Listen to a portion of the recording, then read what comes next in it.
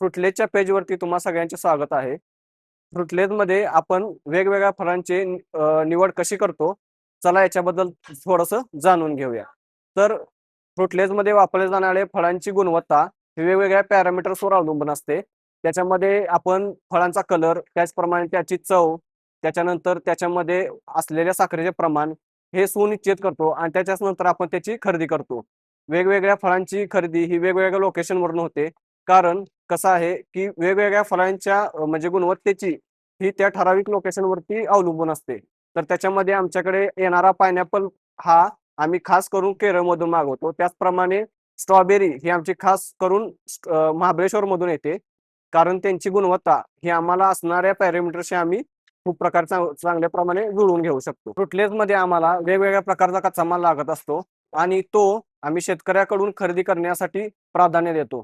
आम्हाला टुटी फ्रुटी बनवण्यासाठी भरपूर प्रमाणामध्ये कच्च्या पपईची गरज असते. ती पपई आम्ही येथीलच जवळ असलेल्या आमच्या शेतकरी बांधवांच्याकडून घेतो.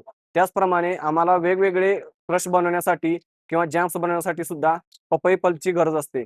ती पपई आपण येथीलच शेतकऱ्यांच्याकडून खरेदी करत असतो. तर आमचा फ्रुटलेजच्या कंपनीमधून तो एक प्रकारचा शेतकऱ्यांना जोडण्याचा आणण्यासाठी एक चांगला मार्ग आहे. आणि प्रत्येक वेळी ज्यावेळी आम्ही त्यांच्याकडून खरेदी करतो, त्यावेळी आमच्यासोबत ही त्यातील शेतकऱ्यांची सुद्धा ग्रोथ व्हावी, हाच आमचा एक प्रयास असतो. अशा नवीन-नवीन माहितीसाठी आमच्या फ्रुटलेजच्या पेजला फॉलो करा आणि खाली दिलेल्या नंबरवर अधिक माहितीसाठी संपर्क करा.